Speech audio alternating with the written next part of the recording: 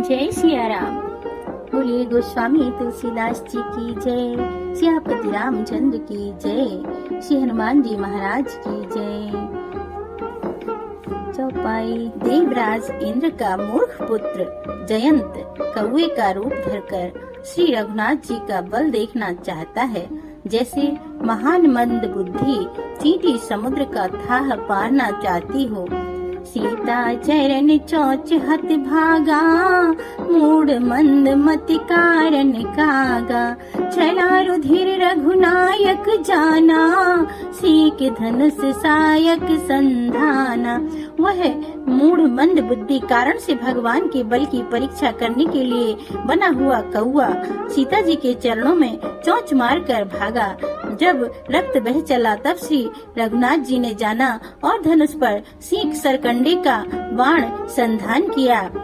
अति कृपाल रघुनायक सदा दीन पर नेह, तास न्याय कीन छल मूरख अब गुण गेह। श्री रघुनाथ जी जो अत्यंत ही कृपालु हैं और जिनका दीनों पर सदा प्रेम रहता है, उनसे भी उस अवगुणों के घर मूर्ख जयंत ने आकर छल किया। प्रेरित मंत्र ब्रह्म सर धावा, चला भांज बायस भय पावा। धर निज रूप गयो पितु पाही, राम विमुख राखा तिहि नाही। मंत्र से प्रेरित होकर वह ब्रह्म बाण दौड़ा। कौआ भयभीत होकर भाग चला। वह अपनी असली रूप धरकर पिता इंद्र के पास गया, पर श्री राम जी का विरोधी जानकर इंद्र ने उसको नहीं रखा। भा निराश उपजी मन त्रासा, जथा चक भय ऋषि दुर्वासा। ब्रह्म धाम शिवपुर सब लोका, फिर आश्रमित व्याकुल भय शोका। तब वह निराश हो गया। उसके मन में भय उत्पन्न हो गया, जैसे दुर्वासा ऋषि को चक्र से भय हुआ था। वह ब्रह्मलोक शिवलोक आदि समस्त लोकों में थका हुआ और भय शोक से व्याकुल होकर भागता फिरा। काहू बैठन कहा न ओही, राखी को सकहि राम कर द्रोही।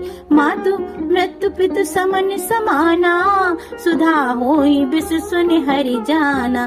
पर रखना तो दूर रहा, किसी ने उसे बैठने तक के लिए नहीं कहा। श्री राम जी के द्रोही को कौन रख सकता है। काकभुसुंड जी कहते हैं कि हे गरुण सुनिए, उसके लिए माता मृत्यु के समान, पिता यमराज के समान और अमृत विष के समान हो जाता है। मित्र करई सत्र पुकै करनी, ता कहीं विबुध नदी वै तरणी। सब जगता ही अनलहु ते ताता, जो रघुवीर विमुख सुन भ्राता। मित्र सैकड़ों शत्रुओं की सी करने लगता है। देव नदी गंगा जी उसके लिए वैतरणी यमपुरी की नदी हो जाती हैं। हे भाई सुनिए, जो श्री रघुनाथ जी के विमुख होता है, समस्त जगत उसके लिए अग्नि से भी अधिक गर्म जलाने वाला हो जाता है। नारद देखा बिकल जयंता, लागी दया कोमल चित संता। पटवा तुरत राम पहिताही, कहे से पुकार प्रणत हित पाही। नारद जी ने जयंत को व्याकुल देखा तो उन्हें दया आ गई, क्योंकि संतों का चित्त बड़ा कोमल होता है। उन्होंने उसे समझाकर तुरंत श्री राम जी के पास भेज दिया। उसने जाकर पुकार कर कहा, हे शरणागत के हितकारी, मेरी रक्षा कीजिए।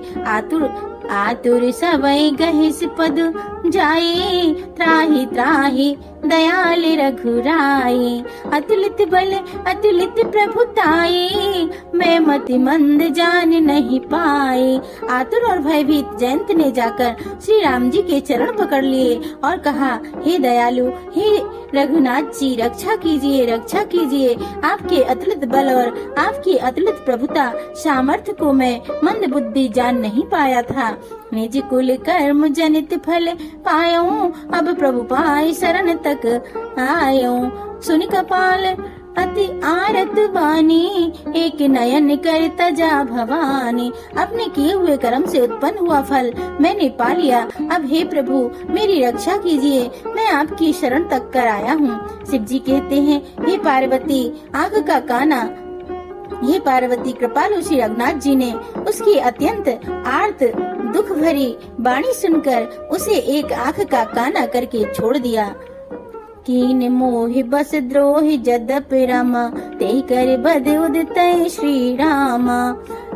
उचितै श्री रामा, प्रभु छाड़्यो करे छोहि को रामा, कृपाल रघुवीर सम रामा। उसने मोह बस द्रोह किया, इसलिए यद्यपि उसका वध ही उचित था, पर प्रभु ने कृपा करके उसे छोड़ दिया। श्री रघुनाथ जी के समान कृपालु और कौन होगा। रघुपति चित्रकूट बस नाना, चरित किए श्रुति सुधा समाना।